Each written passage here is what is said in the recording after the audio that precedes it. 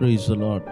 చేతులు పైకెత్తి దేవునికి స్తోత్రం చెల్లించుదామా? హల్లెలూయా, హల్లెలూయా, హల్లెలూయా. ప్రభునందు ప్రియమైన దేవుని బిడ్డలారా, మీ అందరికీ కూడా ప్రభువైన యేసుక్రీస్తు నామమున వందనములు చెల్లించుకుంటున్నాను. ఈ దినము దేవుని వాక్య భాగము ఏదనగా 2 కొరింథీయులకు రాసిన పత్రికలో అధ్యాయము 8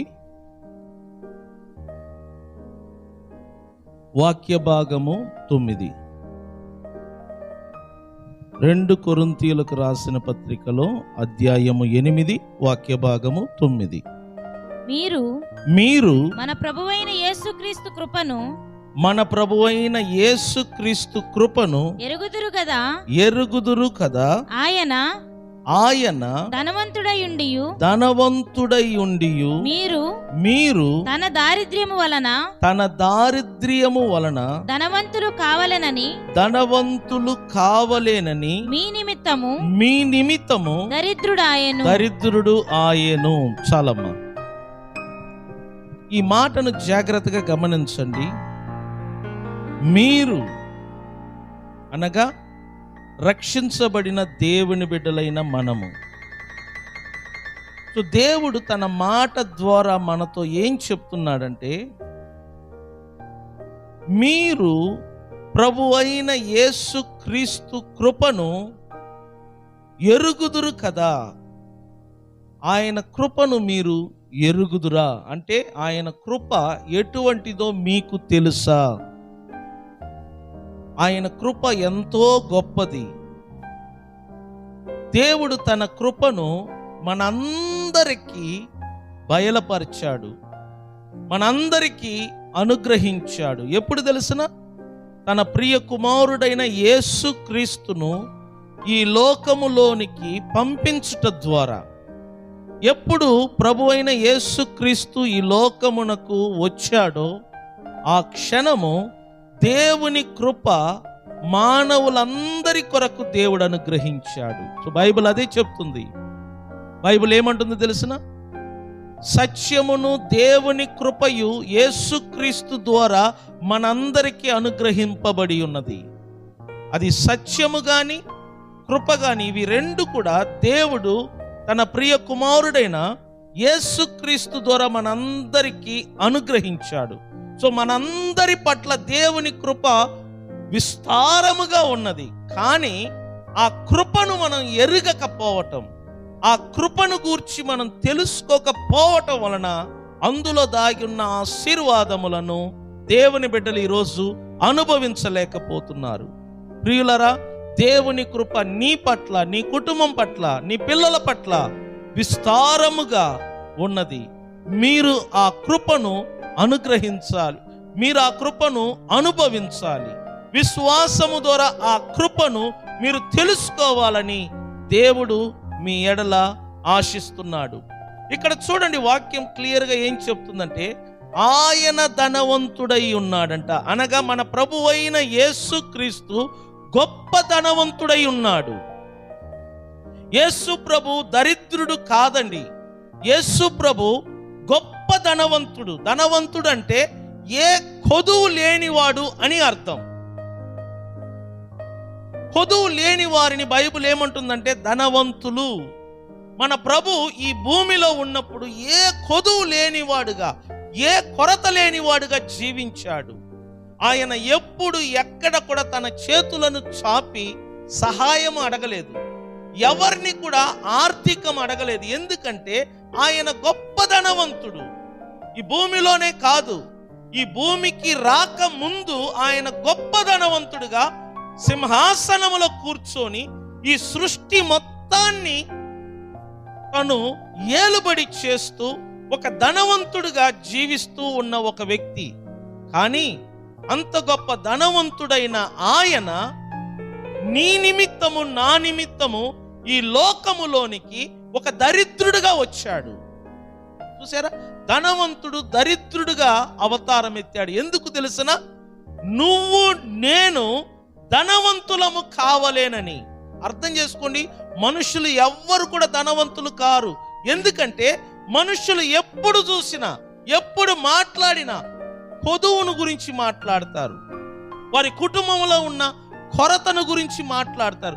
మీరు ఎప్పుడైనా చూడండి, మనిషి మాట్లాడుతున్నప్పుడు కొరతలు, కొదువ వారి ఇంట్లో ఉన్నట్లుగా నువ్వు తెలుసుకుంటావు. ఏ మానవుడైనా మేము సమృద్ధి కలిగి ఉన్నాం, మేము క్షేమముగా ఉన్నాం, మేము ఆరోగ్యంగా ఉన్నాం, నేను నా కుటుంబము సంతోషంగా ఉన్నాము అని ఎవరైనా చెప్పటం మనం విని ఉండలేము. ఎందుకంటే ఏ మనుషుడు చూసినా మా ఇంట్లో ఈ కొదువు ఉంది,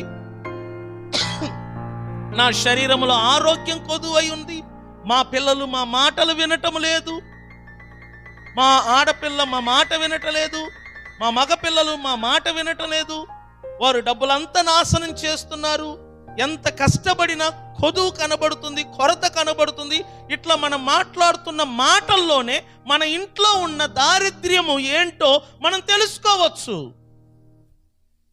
గ్రామములో కూడా చూడండి, ఇతడు అప్పు తీసుకొని ఎవరికి ఇవ్వడు, ఇతనికి అప్పు ఉన్నది, ఈ కుటుంబానికి ఇంత అప్పు ఉన్నదని మన కొదువులను, మన కొరతలను గ్రామస్తులు కూడా సాక్ష్యం చెప్తూ ఉంటారు.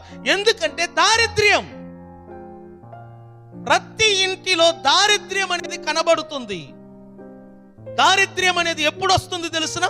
పోయిన ఆదివారం మనం చదివాము కదా, సామెతల గ్రంథములో 22వ అధ్యాయములో చెడు దృష్టి ఏంటంటే చెప్పండి, తీయండి బైబిల్ తీయండి. సామెతల గ్రంథము 22వ అధ్యాయము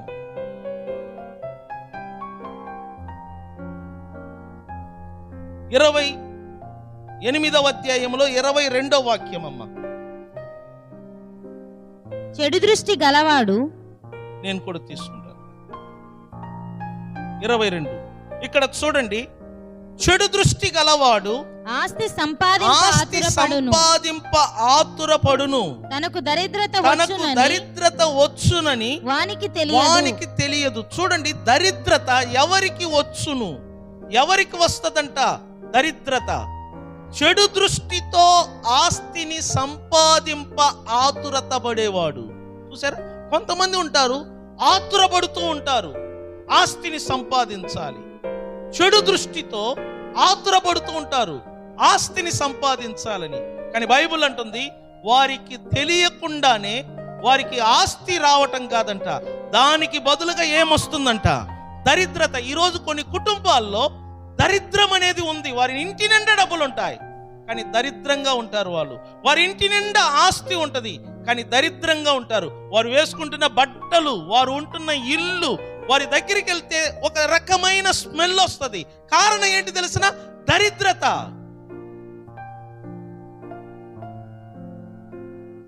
డబ్బులు కొదువేముండదు. కొన్ని సంవత్సరాల క్రితం ఒక స్త్రీ మన చర్చికి వచ్చేది.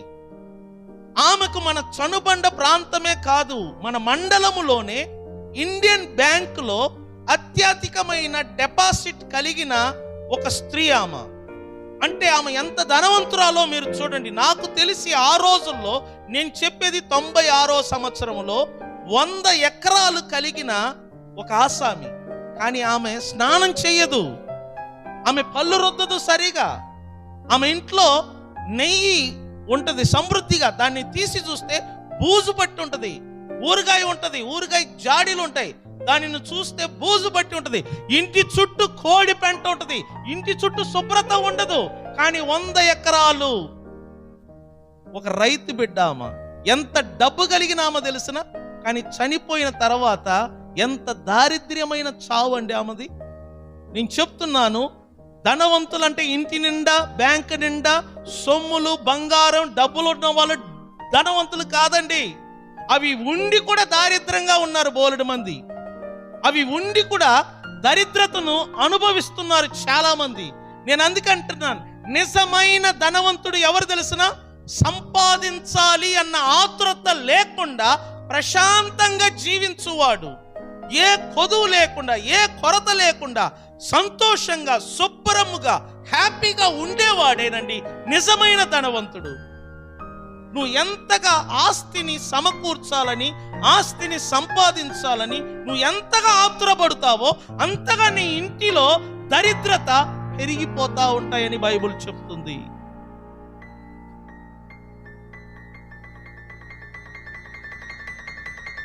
ఇంకొక మాట చూడండి, 20వ వాక్యములో, నమ్మకమైన వానికి దీవెనలు మెండుగా కలుగును, కానీ ధనవంతులగుటకు ఆతురత పడువానికి శిక్ష నొందకపోడు. చూసారా, నమ్మకమైన వానికి దీవెనలు అంటే ఆశీర్వాదములు.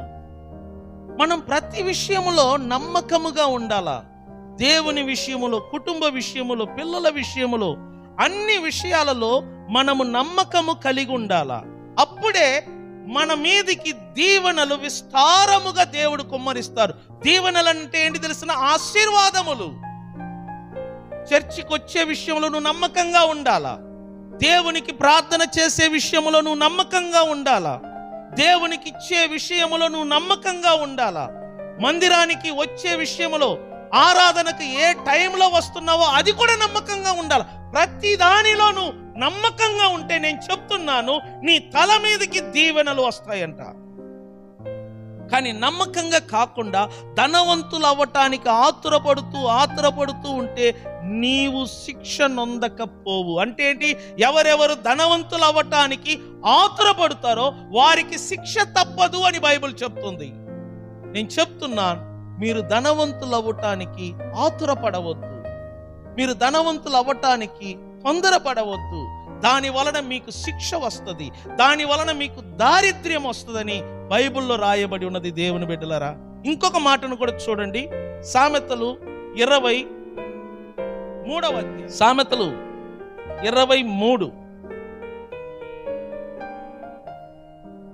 23:4-5 చదువమ్మా. ఐశ్వర్యము పొంద ప్రయాసపడకము, నీకు అట్టి అభిప్రాయము కలిగినను దానిని విడిచిపెట్టుము. చూసారా, ఐశ్వర్యము పొంద ప్రయాసపడకము. చాలా మంది ఐశ్వర్యము పొందటానికి ప్రయాసపడుతూ ఉంటారు. కానీ బైబిల్ అంటుంది, ఐశ్వర్యము పొంద ప్రయాసపడకము, నీకు అట్టి అభిప్రాయము కలిగినను దానిని విడిచిపెట్టుము. ఎందుకు అనగా నీవు దాని మీద దృష్టి నిలిపిన తోడనే అది లేకపోవును. ఈ మాటను అండర్లైన్ చేయండి. నువ్వు ఎప్పుడు ఐశ్వర్యం మీద దృష్టి నిలుపుతావో, నీ కనుదృష్టి ఎప్పుడు ధనము మీద నిలుపుతావో, నీ కనుదృష్టి ఎప్పుడు ఆస్తి మీద నిలుపుతావో, నీ కనుదృష్టి ఎప్పుడు ఐశ్వర్యం మీద నిలుపుతావో, నువ్వు నిలిపిన తోడనే అది నీ యొద్ద లేకుండా పోతుందంట. చూసారా, కొన్ని కుటుంబాలలో ఐశ్వర్యము వెతికినా కనబడదు, కొన్ని కుటుంబాలలో ఆస్తి కనబడదు, కొన్ని కుటుంబాలలో ధనము కనబడదు. ఎప్పుడు చూసినా దారిద్ర్యత ఉంటది, ఎప్పుడు చూసినా ఆ ఇంట్లో ఏదో ఒక పనిష్మెంట్ ఉంటది. ఎందుకు తెలుసునా?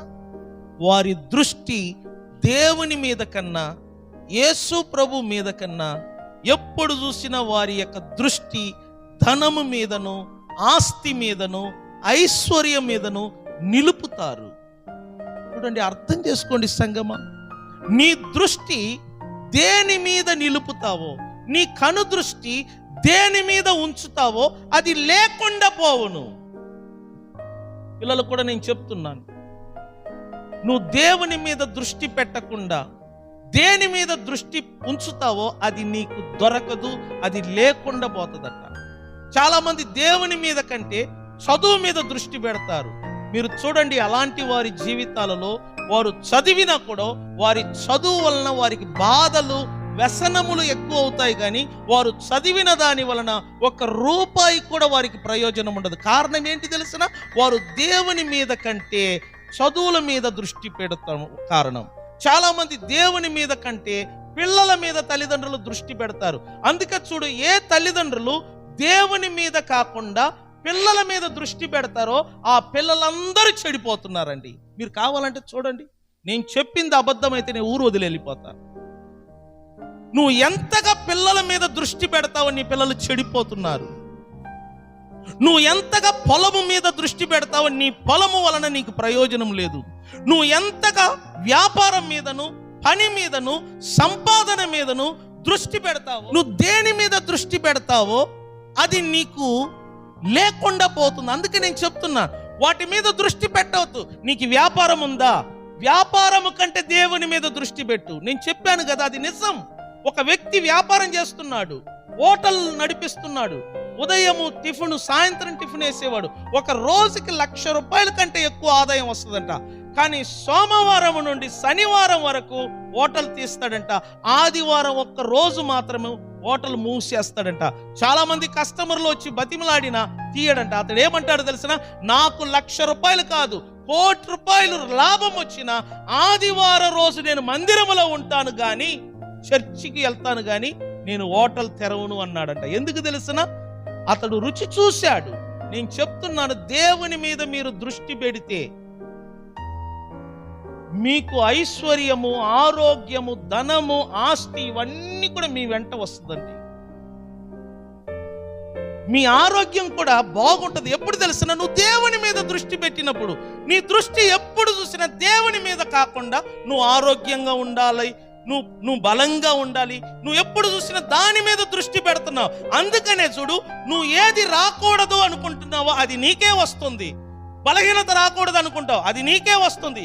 జబ్బు రాకూడదు అనుకుంటా, అది నీకే వస్తుంది. నేనేమంటున్నానంటే, వాటి మీద దృష్టి పెట్టవద్దు. నీ దృష్టి యావత్తు దేవుని మీద పెట్టు. నీ ఫోకస్ ఎప్పుడు కూడా దేవుని మీద ఉండాలా. నీ కంటి చూపుడు ఎప్పుడు కూడా దేవుని మీద ఉండాలా. మీరు ఎప్పుడైనా చూడండి, మీ పాపకు పెళ్లి చేయాలని ఆ పెళ్లి మీద దృష్టి పెట్టండి, అది వెనకాడుతానే ఉంటుంది, జరగదు. కావాలంటే చూడండి, నువ్వు ఎంత ట్రై చేసినా జరగదు. నువ్వు కట్నం ఇవ్వటానికి డబ్బులు ఉండొచ్చు, కానీ జరగదు.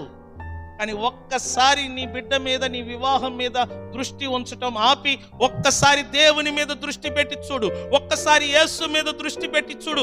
ఆగిన పెళ్ళిళ్ళు, ఆగిన సంబంధాలు కూడా నిన్ను వెతుక్కుంటా వస్తాయి. నేను చెప్తున్నాను, ఒక దైవజనుడిగా నేను చెప్తున్నాను, నా మాట వినండి. మీ దృష్టి, మీ ఫోకస్ ఈ రోజు నుండి దేవుని మీద పెట్టండి. దేవుని సన్నిధికి రండి, ఆయన మాటలు వినండి, యేసు మీద మీ ఫోకస్ను ఉంచండి. అప్పుడు చూడండి, మీ ఇంట్లో జరిగే కార్యాలన్నీ కూడా సక్రమముగా, టయానికి అన్నీ జరిగిపోతాయి. మనం వాటి మీద దృష్టి పెట్టకుండా, ప్రభు మీద దృష్టి పెట్టకుండా, దేవుని మీద దృష్టి పెట్టకుండా, మనం పిల్లల మీదను, వారి వివాహం మీదను, కుటుంబం మీదను, మనకున్న వాటి మీదను దృష్టి పెట్టడం వలన అవి లేకుండా పోతుందంట. బైబిల్ ఏమంటుందో చూడండి, అది నీ దృష్టి, అది ఏమని ఉందమ్మా, నీవు దాని మీద చూడు, నీవు దాని మీద, ఆగమ్మా, దాని మీద అంటే దాని అనే స్థలములో ఒకవేళ నువ్వు నీ ఇంటి మీద దృష్టి ఉంచావనుకో, నీ ఇల్లు అక్కడ లేకపోవును. ఒకవేళ నీ పిల్లల మీద దృష్టి ఉంచావనుకో, నీ పిల్లలు అక్కడ లేకపోవును. నీ ఆస్తి మీద దృష్టి ఉంచావనుకో, నీ ఆస్తి నీకు లేకపోవును. నీ ఆరోగ్యం మీద దృష్టి ఉంచావనుకో, నీ ఆరోగ్యము కూడా నీకు లేకపోతుంది. కాబట్టి నువ్వు ఎక్కువగా దేని మీద దృష్టి ఉంచుతున్నావో అది నీ దగ్గర లేకుండా పోతుందంట, బైబిల్ చెప్తుంది.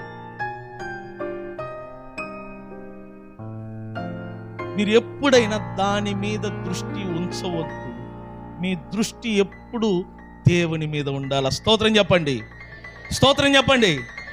మరలా చదువమ్మా. ఐశ్వర్యము పొంద ప్రయాస పడకము, నీకు అట్టి అభిప్రాయము కలిగినను దానిని విడిచిపెట్టుము. నీవు దాని మీద దృష్టి నిలిపిన తోడనే అది లేకపోవును. నిశ్చయముగా రెక్కలు ధరించి, చూడు, నిశ్చయముగా, కన్ఫర్మ్ అన్నమాట. నిశ్చయముగా అంటే దేవుడు అంటున్నాడు కన్ఫర్మ్, నో డౌట్ అన్నమాట. నిశ్చయముగా అది రెక్కలు ధరించి ఎగిరిపోవును. పక్షిరాజు ఆకాశమునకు ఎగిరిపోవునట్లు అది ఎగిరిపోవును. ఏది ఎగిరిపోవును నీ యొద్ద నుండి? నువ్వు దేని మీద ఎక్కువగా దృష్టి పెడతావో.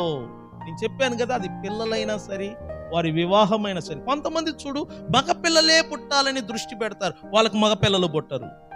కొంతమంది చూడు, పెళ్ళైన వెంటనే పిల్లలు పుట్టాలి, ఎక్కువగా పిల్లలు పుట్టాలని దాని మీద దృష్టి పెడతారు. అలాంటి వాళ్ళకు కాన్పులు కానీ గర్భము కానీ లేట్ అవుతా ఉంటాయి. ఎందుకంటే వాళ్ళ దృష్టి దేవుని మీద కంటే వారికి కలగబోయే బిడ్డల మీదను గర్భఫలం మీద ఉంచుతారు. నేనేమంటున్నానంటే నువ్వు దేవుని మీద దృష్టి పెట్టు, అప్పుడు చూడు నీ కోరికలు నీ వాంఛలన్నీ ఆటోమేటిక్గా జరిగిపోతా ఉంటాయి. దేవుని వాక్యం ఏమంటుంది? యెహోవా యందు ఆనందించుడి, అప్పుడు ఆయన నీ హృదయ వాంఛలన్నిటిని తీరుస్తాడంట.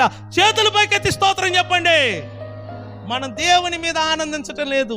ఎప్పుడు చూసినా ఈ లోకం మీదను, ఎప్పుడు చూసినా ఈ లోకములో ఉన్న వాటి మీదను దృష్టి పెడుతున్నా. నేను చెప్తున్నా, నీకు నీ బిడ్డలకు నీ కుటుంబానికి మంచిది జరగాలంటే ఒక దైవజనుడిగా చెప్తున్నా, నీ దృష్టిని పిల్లల మీదను, డబ్బు మీదను, ఆస్తి మీదను, పొలముల మీదను, లేకపోతే నువ్వు సంపాదిస్తున్న సంపాదన మీదను, ఐశ్వర్యం మీదను నుంచి తొలగించి దేవుని మీద ఉంచు. మన ప్రభు అయిన రక్షకుడి మీద ఉంచు. నువ్వు ఎప్పుడు నీ కనుదృష్టి యేసు మీద ఉంచుతావో నీ ఆస్తి, నీ ఐశ్వర్యం, నీ డబ్బు, నీ పిల్లలు, నీ కుటుంబం ప్రతిదీ కూడా నీ ఎదుట నిలిచి ఉంటదంట. స్తోత్రం చెప్దామా? స్తోత్రం చెప్దామా? దావీదు ఒక మాట అంటాడు చూడండి, కీర్తన గ్రంథము 16వ అధ్యాయములో. కీర్తనలు అధ్యాయము 16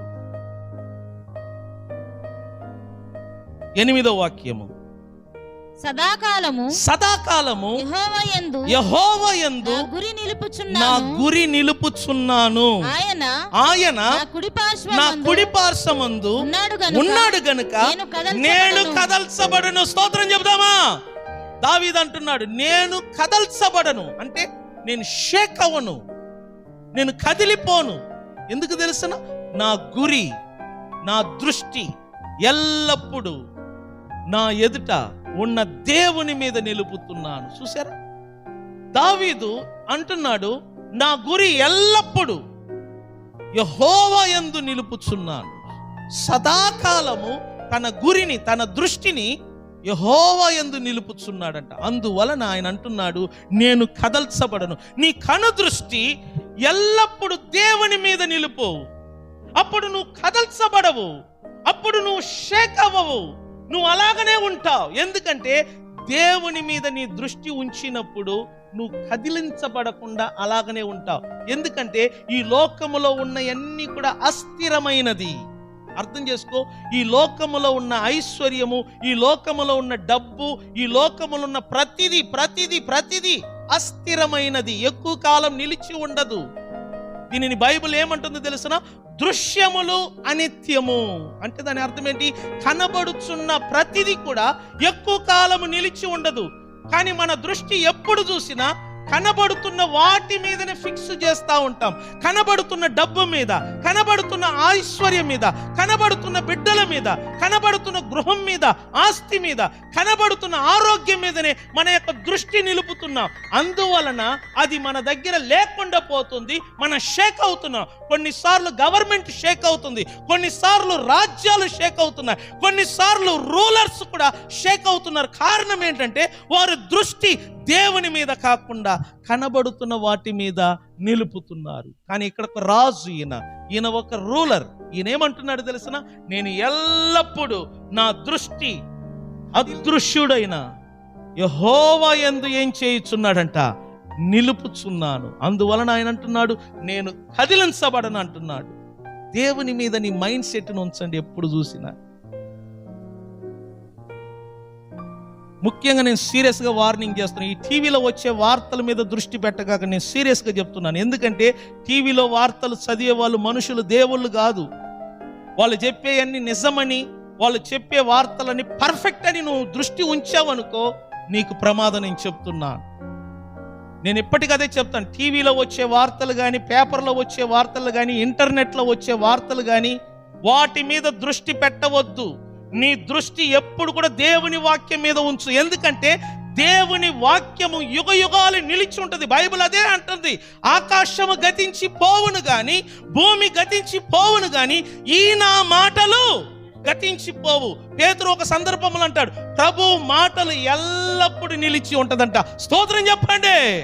సో ప్రభు మాటల మీద మీ దృష్టి ఉంచండి, ప్రభు మీద మీ దృష్టి ఉంచండి. మీరు కదిలించబడకుండా స్థిరంగా ఉంటారు. మీరు ఎప్పుడు చూసినా దేవుని వాక్యమును ధ్యానిస్తూ ఉండండి, దేవుని వాక్యమును ఆలోచిస్తూ ఉండండి. టీవీలో ఏదైనా వార్త వింటే బైబిల్ ఏం చెప్తుంది, బైబిల్ చెప్పేది సత్యం అండి, వాళ్ళు చెప్పేది నిజం కాదు. ఈ రోజు ఒక వార్త చెప్తారు, రేపు ఒక వార్త చెప్తారు, ఎల్లుండి ఒక వార్త చెప్తారు. నేను పూర్తిగా అవాయిడ్ చేస్తాను టీవీ న్యూస్ని, తెలుసా? నేను పూర్తిగా అవాయిడ్ చేస్తాను. ఎందుకంటే నేను వాళ్ళ మాటలు నమ్మను. ఎందుకంటే గంటకు ఒక అబద్ధము, నిమిషానికి ఒక అబద్ధం, మనుషులను భయపెట్టే వార్తలే మనకు కనబడుతున్నాయి. కానీ బైబిల్లో వెళ్ళండి, బైబిల్ చదవండి, అక్కడ చూడండి మిమ్మల్ని ధైర్యపరిచే మాటలు, మిమ్మల్ని ఓదార్చే మాటలు, మిమ్మల్ని బలపరిచే మాటలు, మీ ఆరోగ్యం మెరుగుపడే మాటలు బైబిల్లో నేను చూస్తున్నాను. కాబట్టి నేను చెప్తున్నాను, మీరు మీ కుటుంబం క్షేమముగా ఉండాలంటే, మీ ఇంటి నిండా ధనము ఐశ్వర్యము నిలిచి ఉండాలంటే వాటి మీద ఎక్కువ దృష్టి పెట్టవద్దు. బైబిల్లో ఒక వ్యక్తి ఉన్నాడు, అతని పేరు సొలొమోను. చిన్న వయసులోనే రాజుగా పట్టాభిషేకం చేయబడ్డాడు. తన తండ్రి ఎంతో ఆస్తిని సంపాదించాడు, ఎంతో బంగారమును సంపాదించాడు, కానీ వాటి మీద దృష్టి పెట్టలేదు సొలొమోను. సొలొమోను దృష్టి దేని మీద ఉందో తెలిసిన? ఈ ప్రజలను నేను ఎలా పరిపాలన చెయ్యాలి. సొలొమోను యవన వయస్సులో యెహోవాను ప్రేమించే ఒక యవనస్తుడు, చిన్నప్పటి నుంచి దేవుని ప్రేమిస్తున్నాడు. కాబట్టి చూడండి, ఎవరు యవన వయస్సులో దేవుని ప్రేమిస్తారో వారిని దేవుడు రాజుగా పట్టాభిషేకం చేశాడు. నేను యవనస్తులకు అదే చెప్తున్నాను, చిన్న వయస్సులో దేవుని ప్రేమించటం నేర్చుకోండి. మీరు దేవుని ప్రేమిస్తే లోకమంతా నీ వెంట వచ్చేటట్టు దేవుడు చేస్తాడు. కానీ దేవుని కాకుండా ఈ లోకములో ఉన్న వాటిని ప్రేమిస్తే ఈ లోకములో ఉన్నవి ప్రతిదీ కూడా మీకు దూరం అయ్యేటట్టు చేస్తాడు. నేను చెప్తున్నా, ఈ లోకములో ఉన్న వాటి కంటే దేవుని ప్రేమించడం అలవాటు చేసుకో. సొలొమోను దేవుని ప్రేమించాడు కాబట్టి దేవుడు సొలొమోనును రాజుగా పట్టాభిషేకం చేశాడు. చిన్న వయస్సు, పరిపాలనను గూర్చి అనుభవం లేదు. కాబట్టి ఒక రాత్రి దేవుడు కలల్లో కనబడి, నీకేం కావాలి నన్ను అడుగు అని దేవుడు చెప్పాడు. అప్పుడు సొలొమోను ఐశ్వర్యం అడగలేదు, ఘనతను అడగలేదు, దీర్ఘాయువును అడగలేదు. దేనిని అడిగాడు తెలుసిన? జ్ఞానమును దయచేయి, నీ ప్రజలను నేను సరిగా పరిపాలన చేయునట్లుగా నాకు జ్ఞానమును దయచేయమని అడిగాడు. దేవుడు సొలొమోను అడిగిన ఆ విన్నపమును బట్టి చాలా సంతోషించాడు. దేవుడు చాలా షాక్ అయ్యాడు. ఎందుకంటే మనుషులలో కూడా ఇటువంటి వాడు ఉంటాడా? మనుషులు ఎప్పుడు చూసినా డబ్బు కావాలా, మనుషులకు ఎప్పుడు చూసినా ఆస్తి కావాలా, పరిపాలన కావాలా, ఏలుబడి కావాలా, సింహాసనం కావాలా, ఎక్కువ సంవత్సరాలు జీవించే సంవత్సరాలు కావాలని నన్ను అడుగుతుంటే, ఇతడు మాత్రము నా ప్రజలను నేను సరిగా పరిపాలన చేయునట్లుగా నాకు జ్ఞానము, తెలివి, వివేకము కావాలని అడిగాడు అన్న ప్రశ్న దేవునికి ఎంతో మెప్పింప చేసింది. అప్పుడు దేవుడు ఏమన్నాడంటే, సొలొమోను, నువ్వు నన్ను ఐశ్వర్యం అడగలేదు, నువ్వు నన్ను దీర్ఘాయుష్ను అడగలేదు, నువ్వు నన్ను ఘనతను అడగలేదు, ఇవి కాకుండా నువ్వు నన్ను జ్ఞానమును అడిగావు గనుక నేను ఈ రాత్రి జ్ఞానమును ఇస్తున్నాను. జ్ఞానముతో పాటు ఐశ్వర్యం ఇస్తున్నాను, ఐశ్వర్యముతో పాటు ఘనతనిస్తాను, ఘనతతో పాటు దీర్ఘాయుష్ను ఇస్తాను. ఇదిగో ఇప్పటి నుంచి ఇదిగో సొలొమోను లాంటి ఒక ధనవంతుడు, ఒక ఐశ్వర్యంతుడు సృష్టి ప్రారంభము నుండి కానీ సృష్టి ముగింపు వరకు కానీ ఉండబోడు అని దేవుడే చెప్పాడండి. స్తోత్రం చెప్పండి. చూడు, ఐశ్వర్యం ఉంటే సరిపోదండి, దాన్ని అనుభవించటానికి ఆరోగ్యం కూడా కావాలా.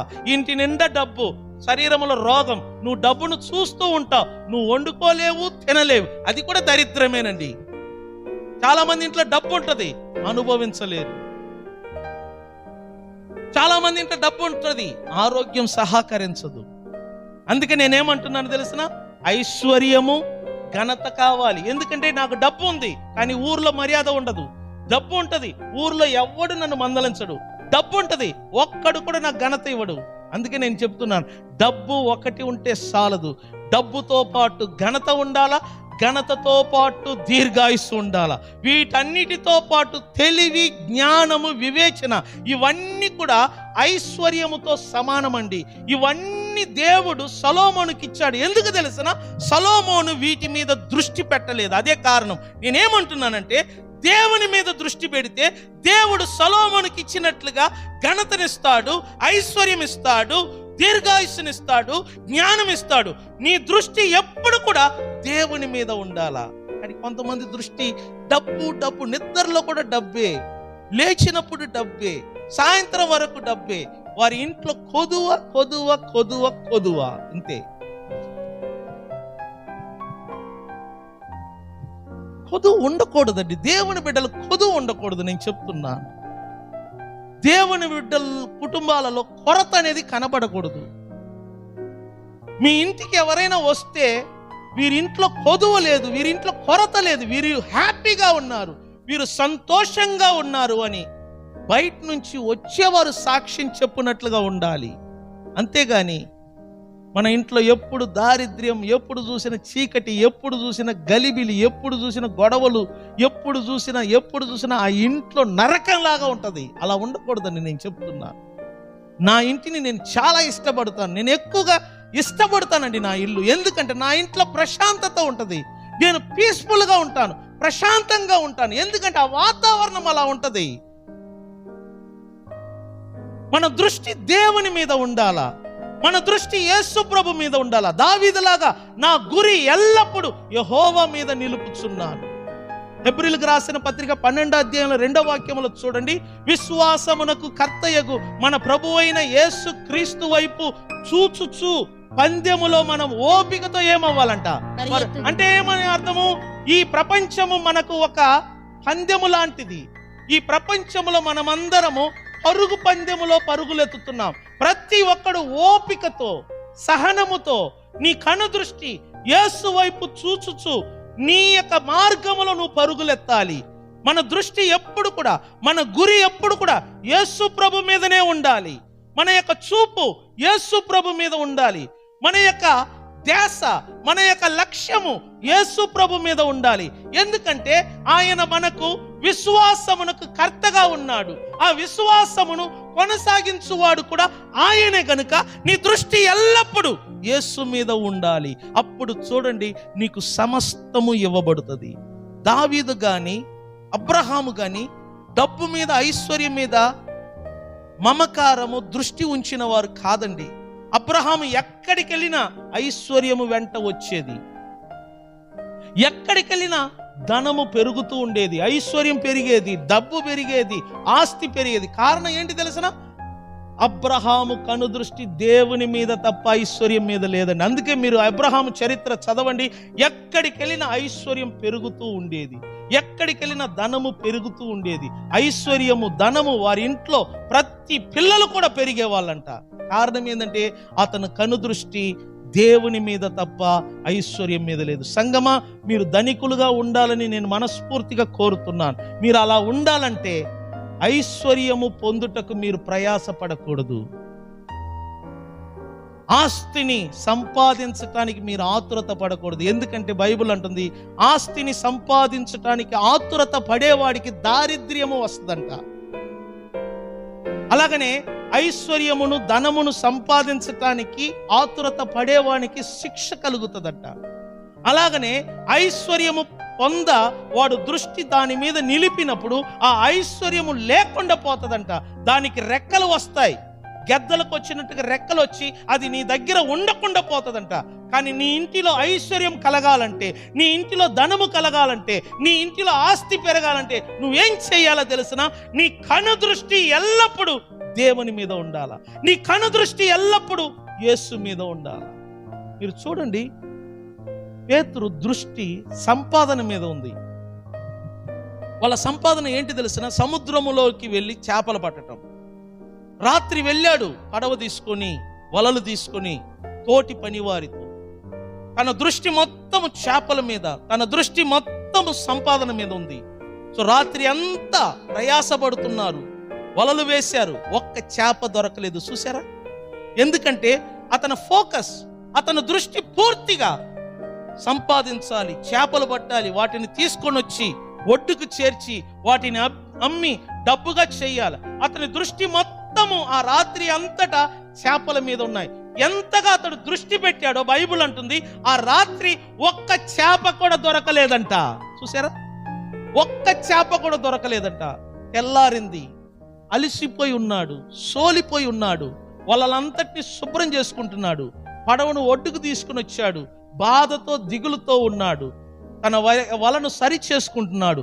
అలాంటప్పుడు ప్రభు అక్కడికి వస్తున్నాడు, ఓపికతో సహనముతో నడుస్తూ. ప్రభువును చూడగానే అనేక మంది జన సమూహము ఆ సముద్ర తీరములో చేరారు. ప్రజలను చూడగానే ప్రభు ఏం చేశాడంటే పేతురుతో అంటున్నాడు, పేతురు నీ పడవను కొద్దిగా సముద్రములోనికి నెట్టు అన్నాడు. వెంటనే చూడు, పేతురు యేసును చూసి, అయ్యా నేను రాత్రి అంతా చేపలు పట్టడానికి వచ్చాను, ఒక్క చేప దొరకలేదు, నా పని అయిపోయింది, ఈరోజు రాబడి లేదు, నేను ఇంటికి వెళ్ళిపోతాను, నాకు రెస్ట్ కావాలంటే మరుసటి రోజు వచ్చి నీ మాటలు వింటాను, మరుసటి రోజు వచ్చి నీ బోధన వింటాను, ఈరోజు నన్ను వదిలేయి అని ఆయన అనలేదు. నాకు టైం లేదు అని ఆయన అనలేదు. యేసు ప్రభు చెప్పినట్లుగా పడవను కొద్దిగా లోతుకు నడిపించాడు. వెంటనే ప్రభు ఆ పడవ మీద ఎక్కి నిలబడి అక్కడ ఉన్న ప్రజలందరికీ ఉపదేశం చెప్పడం మొదలుపెట్టాడు. ఎన్ని గంటల సేపు ప్రభు మాట్లాడాడో మనకు తెలియదు. కానీ పేతురు గుణలక్షణాన్ని ఇక్కడ గమనించండి. పేతురు ఓపికతో, కంగారు పడకుండా, తొందరపడకుండా, నాకు నిద్ర వస్తుందని పక్కన పోయి నిద్రపోకుండా, ఇంటికి వెళ్ళిపోకుండా, బైబిల్ అంటుంది ప్రభు పాదపీఠము క్రింద కూర్చొని ప్రభు నోటి వైపే చూస్తున్నాడంట. ఆయన నోటి నుండి వస్తున్న ప్రతి మాటలను వింటున్నాడు. ప్రతి మాటలు వినుట వలన ఆయన హృదయములో కాన్ఫిడెంట్ పెరుగుతుంది, ఆయన హృదయములో విశ్వాసం పెరుగుతుంది, ఆయన హృదయములో నమ్మకం పెరుగుతుంది. ఏదో గొప్ప విజయము సాధించబోతున్నానన్న ఒక నిరీక్షణ పెరుగుతుంది. ప్రభు మాటలు వినే కొలది బలము పొందాడు, వినే కొలది శక్తి పొందాడు, వినే కొలది నమ్మకమును సంపాదించుకున్నాడు. ప్రభు మాటలు పూర్తి అవ్వగానే ప్రభు ఇప్పుడు పేతురు వైపు చూసి, పేతురు నీ పడవను మరీ లోతుకు నడిపించి ఇటువైపు వల వేయమన్నాడు. అందుకు పేతురు ఏమన్నాడు తెలుసునా? అయ్యా నేను రాత్రి అంతా శ్రమ పడ్డాను, ఒక్క చేప దొరకలేదు, కానీ ఇప్పుడు నీ మాటను బట్టి నేను వల వేస్తానన్నాడు. ప్రభు మాటను బట్టి ఎప్పుడు వల వేశాడో రాసి పెట్టుకోండి, చరిత్రలో జరగని ఒక అద్భుతము ఆ రోజు జరిగింది. అది ఏంటంటే చేపలు సహజంగా రాత్రి పూటనే ఒడ్డుకు వస్తాయి సముద్రములో. కానీ ఇప్పుడు సూర్యుడు ఉదయించాడు, వెలుగు ఉదయించి ఉన్నది, వెలుతురులో చేపలు ఎప్పుడు ఒడ్డుకు రాదండి. కానీ ఆ రోజు ఒక అద్భుతం జరిగింది. వెలుగు ఉండగా సముద్రములో వచ్చి ఉన్న చేపలన్నీ కూడా పేతురు వలలో వచ్చి పడిపోయాయి. స్తోత్రం చెప్పండి. ఎందుకు తెలుసునా? ఆ ఒక్క కొద్ది నిమిషాలు పేతురు దృష్టి ఎవరి మీద ఉంచాడు? మీరా? బిజీ అంటారు, ఏం బిజీ నాకు అర్థం కావాలి. చర్చికి రండి అంటే బిజీ అంటారు. లేదండి, మీకు అర్థం కావట్లా. పెద్ద పెద్ద ప్రెసిడెంట్లు కూడా వాళ్ళ పనులను పక్కన పెట్టి చర్చికి వెళ్తారండి. అర్థం చేసుకోండి. ఇక్కడ విలేజ్ కాబట్టి మీకు తెలియట్లా. సిటీలో పోయి చూడండి, కోటీశ్వరులు కూడా చర్చిలో పోయి కూర్చుంటారు. కోట్లకు అధిపతులు, పెద్ద పెద్ద బిజినెస్ కలిగిన వాళ్ళందరూ చర్చిలో పోయి పడి ఉంటారు.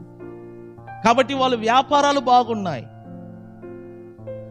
మీ వ్యాపారము అది ఏదైనా సరే అభివృద్ధి పొందాలి అంటే ఒక్కసారి నీ దృష్టి వ్యాపారం మీద కాకుండా యేసు మీద ఉంచు.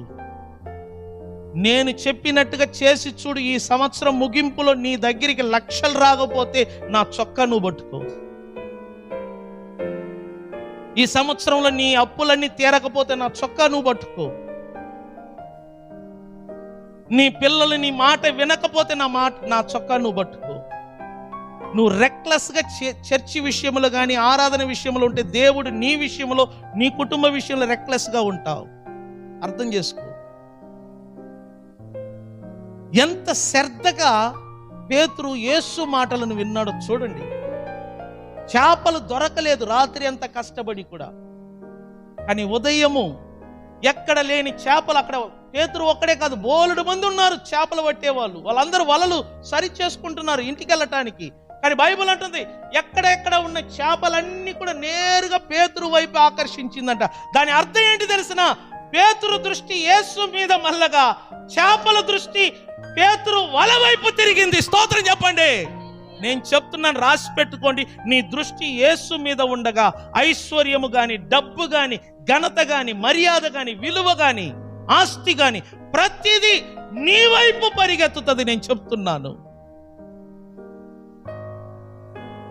మనల్ని వెంటాడుతుందని, మన వైపు తిరుగుద్దండి ఒక అయస్కాంతం లాగా.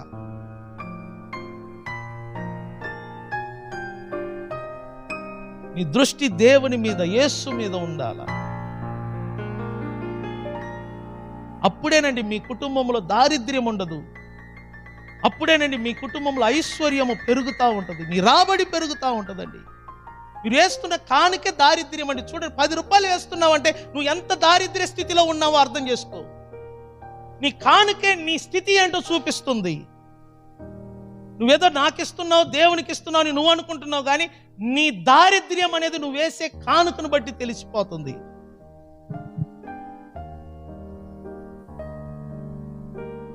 ఒక్కసారి యేసు వైపు తిరుగు నీ మైండ్ సెట్ను. ఎందుకంటే ఆయన నీ నిమిత్తము దరిద్రుడు అయ్యాడు, నువ్వు ధనవంతుడు కావాలేనని. మీరు ధనవంతులు కావాలేనని బైబిల్ ఏమంటుందమ్మా? మనము ధనవంతులము కావాలని. అంటే దాని అర్థం ఏంటి? యేసుక్రీస్తు యొక్క మైండ్లో చూడు, మనమందరము దరిద్రులుగా ఉండాలని కోరుకుంటున్నాడా, ధనవంతులుగా అవ్వాలని కోరుకుంటున్నాడా? చూడు, అందుకనే దేవుణ్ణి దృష్టించిన వాళ్ళందరూ ధనవంతులేనండి. సొలొమోను గాని, దావీదు గాని, ఇస్సాకు గాని, యాకోబు గాని, తర్వాత అబ్రహాము గాని, వీళ్ళందరూ కూడా ఐశ్వర్యంతులండి, ధనవంతులండి. ఈ రోజుల్లో దేవుని బిడ్డలు ఎక్కడ ధనవంతులుగా కనబడుతున్నారు? దరిద్రులు.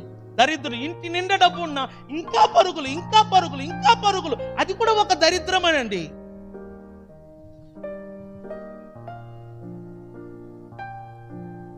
ఒక మాట నేను చదివాను, మీకు చూపిస్తాను. చూడండి, సామెతల గ్రంథం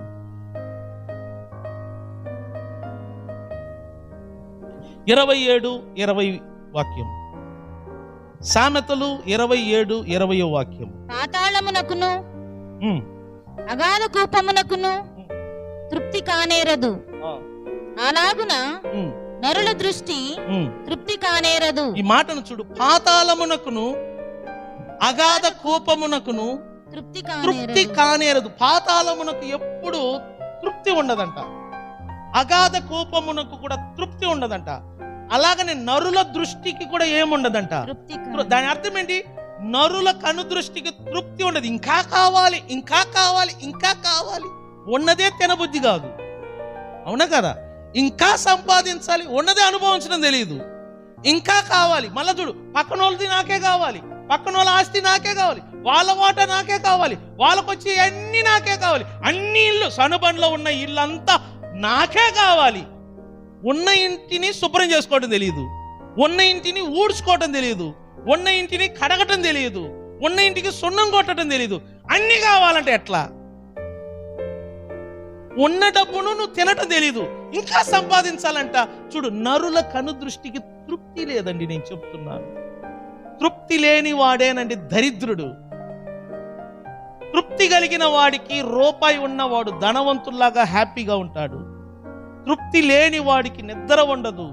తృప్తి లేని వాడికి ఒక కాలు ఒక చోట ఉండదు, పరుగులెత్తుతా ఉంటాడు, సత్యంత వరకు పరుగులెత్తుతా ఉంటాడు. చివరికి చూడు, వాడు ఉండడు, కానీ వాడి సంపాదన అంతా నేలపాలవుతా ఉంటాయి.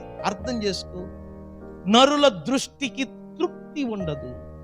అందుకే నీ దృష్టి దేని మీద నిలుపుతావో అది అక్కడ లేకుండా పోతుందంట. చూసారా? నేను చెప్తున్నాను దైవజనుడుగా, నీ కను దృష్టి యేసు మీద ఉంచు. మీకు తెలుసా యేసు యొక్క వాల్యూ ఏంటో? మీకు తెలుసా? నేను చెప్తాను, చూడండి. బైబిల్లో ఆయన గొప్ప ధనవంతుడై ఉన్నాడంట. ఈ భూమికి రావటానికి ముందు ఆయన గొప్ప ధనవంతుడై ఉన్నాడంట. మనుషులైన మనమందరము ధనవంతులు కావాలేనని మన నిమిత్తము ఆయన ఈ లోకానికి దారిద్ర్యుడిగా వచ్చాడు. తన దారిద్ర్యము వలన మాత్రమే మనమందరము ధనవంతులము కాగలము. అందుకే మన దృష్టి ఎల్లప్పుడూ యేసు మీద ఉంచాలి. ఆయన 33.5 సంవత్సరం జీవించాడు. మానవుల పాపముల కొరకు, శాపముల కొరకు సిలువ వేయబడ్డాడు. సిలువ మీద రక్తమును కార్చాడు. తన రక్తము ద్వారా మన పాపములకు విముక్తి కలిగించాడు. మన పాపములను కడిగియాడు. మనలను క్షమించాడు. తన రక్తము ద్వారా నిన్ను నన్ను తండ్రి అయిన దేవునితో సమాధానపరిచాడు. 3వ రోజు ఆయన సమాధి చేయబడి 3వ రోజు తిరిగి లేచాడు. ఇప్పుడు యేసు సజీవుడిగా దేవుని కుడిపార్శ్వమున పరలోకమందు కూర్చొనున్నాడు. ఎవరెవరు ప్రభునందు విశ్వాసం ఉంచుతారో వారందరూ దేవుని బిడ్డలుగా జన్మిస్తారంట. ఎవరెవరు దేవుని బిడ్డలుగా జన్మించారో వారందరూ దేవుని వారసులుగా పిలువబడతారు. ఎవరెవరు దేవుని వారసులుగా పిలువబడతారో దేవుడు ఎలా ధనవంతుడై ఉన్నాడో అలాంటి వాడు కూడా ఏమై ఉంటాడంట, ధనవంతుడు. స్తోత్రం చెప్పండి.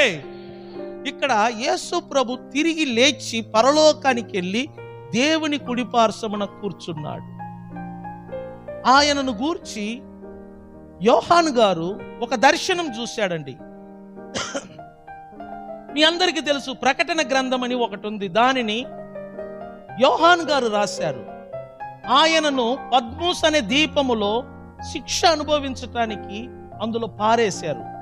ఆ దీపములో ఆయన ఉండగా ఒక దర్శనము చూశాడు. ఆ దర్శనములో పరలోకమును చూశాడు. పరలోకములో ఒక సింహాసనమును చూశాడు.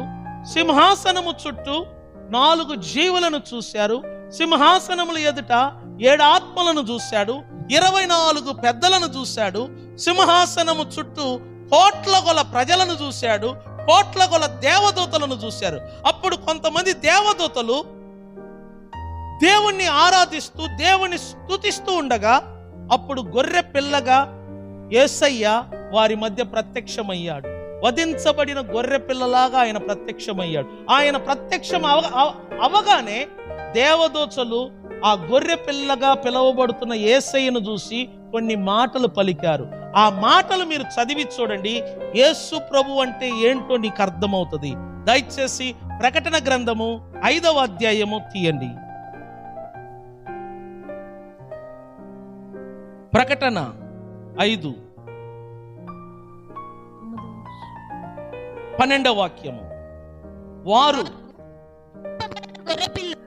వధింపబడిన గొర్రెపిల్ల శక్తియు ఐశ్వర్యమును జ్ఞానమును బలమును ఘనతయు మహిమయు స్తోత్రమును పొంద అర్హుడని గొప్ప స్వరముతో ఏం చేశారంట, చెప్పుచుండేది. ఈ మాట ఎవరంటున్నారంటే దేవదూతలు. ఎవరిని చూసి అంటున్నారంటే పరలోకములో కనబడిన మన ప్రభు అయిన యేసును చూసి ఈ దేవదూతలు అంటున్నారు. ఏమని తెలుసిన? వధింపబడిన గొర్రె పిల్ల. ఎవరంట చెప్పండి? యేసు. అయ్యో మాట్లాడండి, ఎవరంట చెప్పండి, మాట్లాడండి, ఎవరంట? యేసు ప్రభు మానవుల పాపముల కొరకు భూమికి వచ్చి సిలువ మీద వధింపబడ్డాడు, బలి. ఆయనను చూసి దేవదూతలు అంటున్నాయి, వధింపబడిన గొర్రెపిల్ల శక్తి. అర్థం చేసుకోండి, ఇంగ్లీష్ లో శక్తిని ఏమంటారంటే పవర్ అంటారు. శక్తియు ఐశ్వర్యం అంటే రిచ్ అంటారు. ఐశ్వర్యమును జ్ఞానం అంటే విజ్డమ్ అంటారు. తర్వాత బలము అంటే స్ట్రెంగ్త్ అంటారు. ఘనత అంటే హానర్ అంటారు.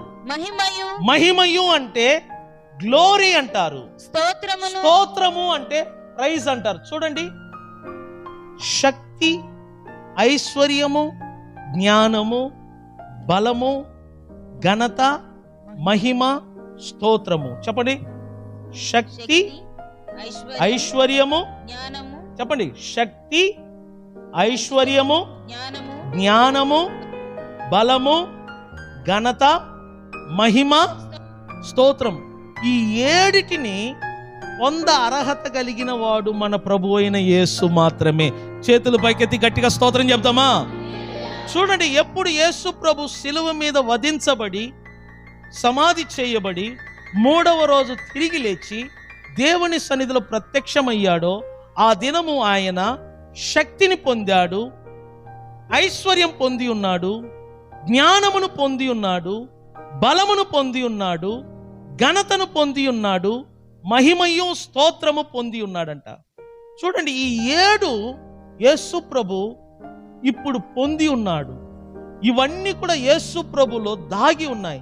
ఎవరెవరు యేసు ప్రభును సొంత రక్షకుడుగా ప్రభువుగా అంగీకరిస్తారో ఆయనతో పాటు ఆయనను అంగీకరించిన వారు శక్తిని పొందుతున్నారు, ఐశ్వర్యమును పొందుతున్నారు, బలమును పొందుతున్నారు, ఘనతను పొందుతున్నారు, తర్వాత మహిమను పొందుతున్నారు, తర్వాత స్తోత్రమును కూడా ఏం చేస్తారంట? పొందుతున్నారు. ఎందుకంటే యేసును పొందినవారు, యేసును అంగీకరించిన వారు ఈ ఏడిటిని కూడా యేసుతో పాటు అంగీకరిస్తున్నారు. యేసును అంగీకరించిన వాడు యేసు పొందిన ప్రతి దానిని కూడా అంగీకరించిన వాడు తనలో పొందుతున్నాడు. అనుమానము లేదు, యేసును అంగీకరించిన నాలో దైవశక్తి ఉంది, యేసును అంగీకరించిన నాలో దైవ ఐశ్వర్యం ఉంది, యేసును అంగీకరించిన నాలో దైవ బలం ఉంది, యేసును అంగీకరించిన నాలో దైవ జ్ఞానం ఉంది, యేసును అంగీకరించిన నాలో దైవ మహిమ ఉంది, దైవ స్తోత్రం ఉంది. ఎందుకంటే యేసు వాటిని పొందాడు.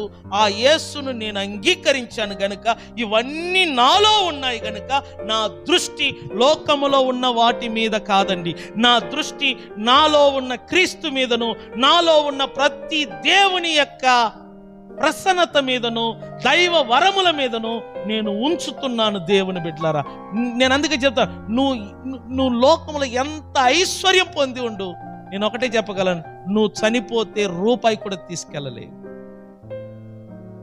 నీ డబ్బని నువ్వు అనుకుంటావు, అది నీ డబ్బు అయితే నీతో వస్తుంది. నువ్వు చచ్చిపోతే నీ డబ్బంతా భూమిలో వదిలిపెట్టి వెళ్ళాలి. అది డబ్బు కానీ, గోల్డ్ కానీ, ఇండ్లు కానీ, పత్రాలు కానీ, నువ్వు ఏదేది దాచుకుంటావో ఒక రోజు అవన్నీ అనాథలాగా వదిలేసి వెళ్ళిపోతావు.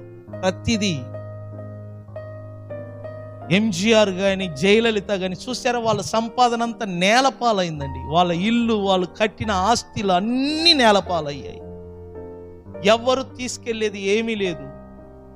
గుర్తుపెట్టుకోండి, మీరు భూమిలో బ్రతికున్నప్పుడే మీ దృష్టి యేసు మీద ఉండాలి. ఎందుకంటే ఆయన శక్తి, ఐశ్వర్యము, జ్ఞానము, బలము, తర్వాత ఘనత, మహిమయు, స్తోత్రం ఇవన్నిటిని ఆయన పొందుటకు అర్హుడు.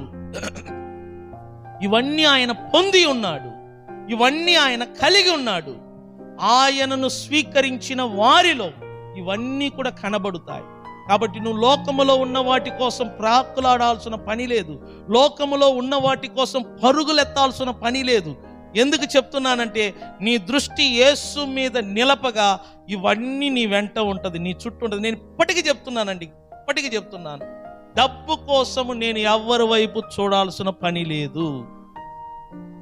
ఎందుకంటే నేను పూర్తిగా బైబిల్ని కాన్ఫిడెంట్గా నమ్ముతున్నాను.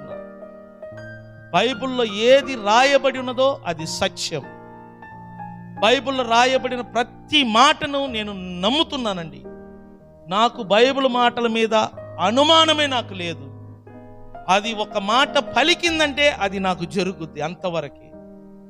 నాకు ఎప్పుడు డబ్బులు అవసరమో, ఎప్పుడు డబ్బుల అక్కర కలిగి ఉందో నాకు తెలియకుండానే ఆ డబ్బు ఎక్కడ నుంచో, ఏ మూల నుంచో, ఎవరి ద్వారా అయినా వస్తుంది. అప్పటి మాటకు నా లైఫ్లో కేర్ ఆఫ్ అడ్రస్ ఉండకూడదు. అది నా టార్గెట్ అన్నమాట. నేను కూడా నా చర్చికి వచ్చే వాళ్ళు కూడా అలాగనే ఉండాలని కోరుకుంటున్నాను. చర్చికి వచ్చే వాళ్ళు డబ్బుల విషయంలో కానీ, అప్పు విషయంలో కానీ మారాలని నేను కోరుకుంటున్నాను. నా చర్చికి వచ్చే వాళ్ళందరూ కూడా శుభ్రంగా ఉండాలి. నా చర్చికి వచ్చే వాళ్ళందరూ ధనికులుగా ఉండాలి. ఇక్కడికి వచ్చే వాళ్ళందరూ గొప్ప వాళ్ళలాగా ఉండాలి.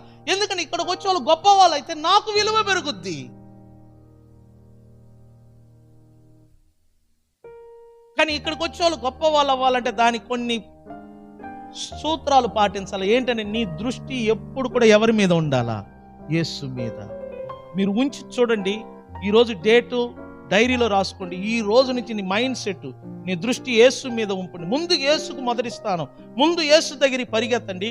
డిసెంబర్ 31 లోపల చూడండి, మీ ఇంట్లో ఏదేది వెనకాడుతుందో అది జరగకపోతే నన్ను అడుగు. కానీ నువ్వు ఇక్కడ వెనకాడేవనుకో నీకు జరిగేదంతా వెనకాడుద్ది.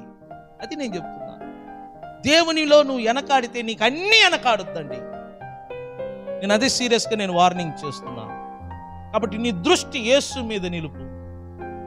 దావీదు అన్నట్టుగా, ఇదిగో నా కను దృష్టి సదాకాలము నా యొక్క దృష్టిని, నా గురిని యెహోవా యందు ఏం చేయుచున్నాడు? నిలుపుచున్నాడు. అప్పుడు చూడు, నువ్వు కదల్చబడకుండా ఈ భూమిలో సాక్షిగా దేవుని కొరకు జీవిస్తావు. నిన్ను చూసి ఏమంటారు తెలిసిన, నువ్వు ఏ మందిరానికి వెళ్తావో ఆ మందిరమునకు మేమందరము కలిసి వస్తామంటారు. స్తోత్రం చెప్పండి.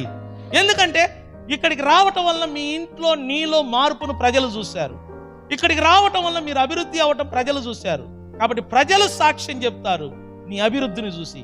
కానీ ఇక్కడికి రావటం వలన నీలో మార్పు లేదు, నీ ఇంట్లో అభివృద్ధి లేదంటే వాళ్ళు ఏమంటారు తెలిసిన, నువ్వు మందిరానికి వెళ్ళి మారలేదు అంటే అక్కడ సరిలేదు, అంటే అక్కడ పాస్టర్ సరిలేరు, అక్కడ బోధన సరిలేదు. చూసావా, నిన్ను బట్టి నన్ను కూడా ప్రజలు తిడతారు. అర్థమవుతుందా? లేచి నిలబడదాం.